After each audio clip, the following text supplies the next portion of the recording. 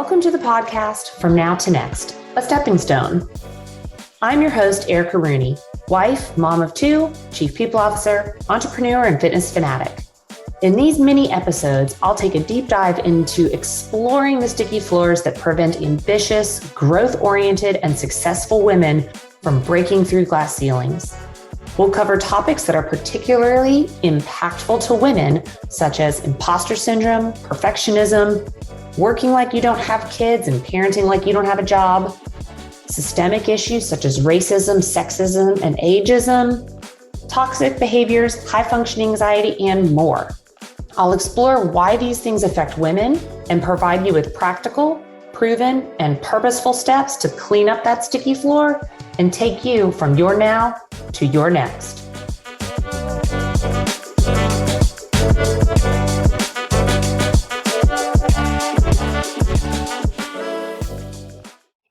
Hey, everybody. Good morning, good afternoon, and good evening, depending on where you are. Thank you for logging in and listening to A Stepping Stone. And I want to talk to you today and share with you the surprising thing that I did not know about habits. So many of you, I have spent my entire career studying habits, implementing good ones, breaking bad ones, teaching people how to do so. And that all came naturally through my career as a fitness and wellness instructor, a personal trainer, and then also into human resources. But did you know that your personality influences your habits? I had no idea. So this moment of learning was nothing short of enlightening for me. I have always been grateful that I have had this internal desire to do more, learn more, and constantly seek growth. But I don't know that I put much thought into why I've always been a growth-minded person. Maybe it was my upbringing. I'm not sure, but I have always been willing to work for something that I wanted, and I never attributed that to my genetic makeup. Apparently, science shows that it is a combination of your environment, so your upbringing, but also your genetic makeup. Now, this should have been more clear to me because as a kid living with my brother, we have always been two totally different individuals. I was very organized. I mean, to the point of I color code my closet. So it's in the Roy G. Biv line. And I believe that everything has its place and everything should be in its place. And it comes easy for me. It's natural. I actually thrive and enjoy on the moments when we are going through the house and purging things that we don't use and organizing things like junk drawers. But my brother, total opposite. So we would literally have to push open his door room and there would be crumbled papers and clothes and just stuff all over the place, you name it. And we were raised in the same environment. So why is he so different from me? Well, let me dive in. So in a MedlinePlus.gov article, scientists estimate that 20 to 60% of temperament is determined by genetics.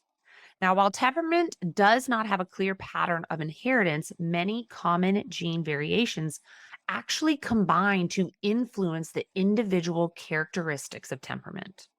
Your genes have been shown to influence almost every aspect of your behavior, from the number of hours that you will spend on electronic devices to the likelihood of getting married or getting divorced, to your tendency to become addicted to different substances. There is a strong component on how you react in certain situations, if you're more resilient or vulnerable to stressful events, or how proactive or reactive you are, and how you react to authority. Your personality or persona is unique to you. It's the combination of the behaviors, emotions, thought patterns, and motivations that define us. They're often described by action words such as observant, energetic, or lazy, creative, organized, outgoing. You catch my drift. But did you know that this actually came around in the year 460 BC when it was suggested that each person had a persona that was comprised of 4 distinct temperaments? It was suggested that whichever temperament was more dominant in a person actually determined their humor, and their personality. Now, Wilhelm Wundt, the father of psychology, was the first person to draw a clear distinction between the human body and the human personality theory in 1879. And it began to lead to a change in how we viewed and understood personality in the social situations with a group of people. Now, all of this leads me to the excitement that circles around personality tests, right? These often fun tests are designed to actually systematically elicit information from you to determine your motivations, your preferences, interests, your emotional makeup, and the style of interacting with people and situations. I am sure that you have seen them. You've probably taken several of them. If you're like me, you take them like all the time. But they range from the Myers Briggs assessment, which helps people understand personality differences in the general population, to the latest and greatest Enneagram personality test, which is a system of personality typing that describes patterns in how people interpret the world and manage their emotions. Now, all that being said, the most proven scientific analysis of personality traits is known as the Big Five. Now, the Big Five breaks down into five spectrum behaviors known as ocean. That's how you can remember it, or canoe, right? So, O is for openness to experience, from curious and inventive on one hand to cautious and consistent on the others. Think practical and prefers routine to spontaneous and imaginative. C is for conscientiousness, so organized and efficient to easygoing and spontaneous. E is for extroversion, outgoing and energetic to solitary and reserved, easily known as introvert versus extrovert. A is for agreeableness, so friendly and compassionate to challenging and detached. And N is for neuroticism, anxious and sensitive, often pessimistic, to confident, calm, and stable. So each one of these traits is represented on a continuum, and you can fall anywhere on that spectrum. Now, while you can work to alter these habits, they are relatively stable throughout your lifetime. And scientists believe that they are significantly influenced both by genes and by your environment, with a heritability of up to 50%. Now, each trait can encompass a multitude of other facets. So, for example, a trait of extroversion could be seen as gregariousness or assertiveness, energetic, adventurous, and positive and warm. Now, a study by Soto and John in 2021 attempted to track the developmental trends of the Big Five. And they found that overall agreeableness and conscientiousness increased with age, but that there was no significant trend for extroversion overall. Openness to experience and neuroticism decreased slightly from adolescence to middle adulthood. Now, this study found that there were more significant trends when it came to specific facets. So, for example, how positive or adventurous someone was, rather than that Big Five overall. So, let me ask you this question: does it drive you crazy when someone says, "It's just the way I am"? Oh my gosh, that is a trigger phrase for me, and it gets under my skin. It is my biggest pet peeve because I believe that it is not who you are, it's what you do. So I believe that we have control over our actions.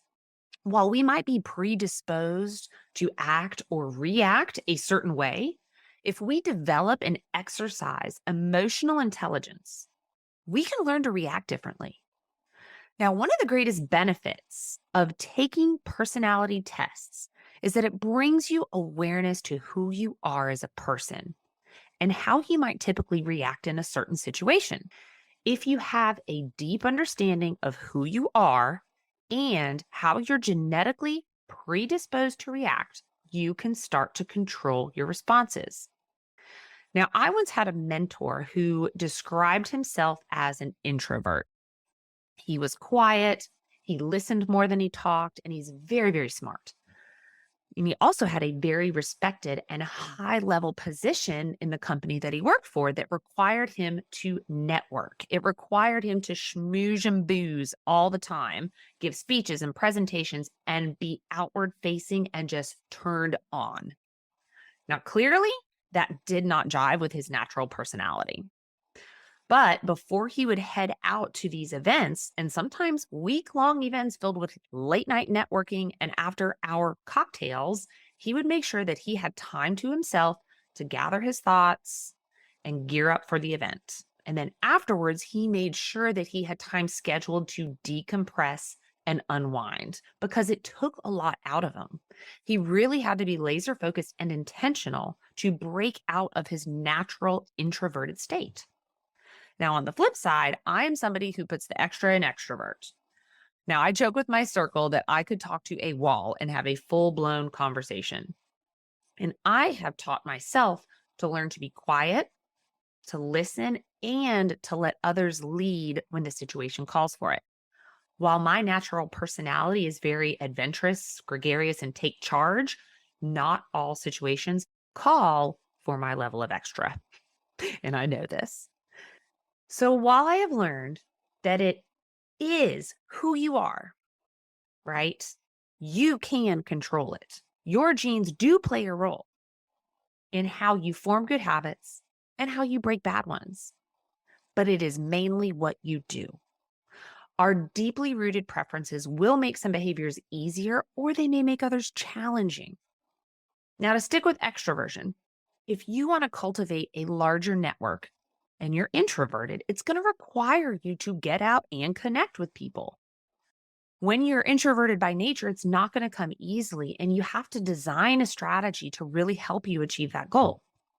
If we look at conscientiousness, if you're someone that's messy by nature, you have a pile of books and sticky notes everywhere, but you have a desire to be more productive during the day, and that you need to be more organized, you may have to design a strategy to do that. Maybe you use technology to help you organize sticky notes, or maybe you set a habit for cleaning up at the end of every day. Now, my point here is if you want to be a person that's organized so that your outcome is higher productivity, you certainly can be a person who's organized. Does it come naturally? Maybe, maybe not. But you are a product of your environment and your genes. The trick is you have to cultivate those habits that work with your personality for the best result. Now, while color coding my closet comes easy to me, and it's something my brother would have never done in a million years, he has to work to create small daily habits to get to my level of organization, if he chose to do so.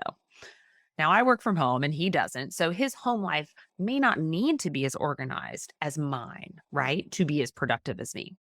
Now, yes, it is who you are, but it is what you do. Genes do play a part. I am certain of that now. That fun fact is ingrained in my memory. And now that I know that, I will be more aware of the habits that come easy to me and the ones that don't. And I just want to leave you with this. You have control over how you react, over what habits you form, and how you move forward throughout the day. Yes, it is who you are. Yes, it is in your genes. But it is what you do. The power is truly yours.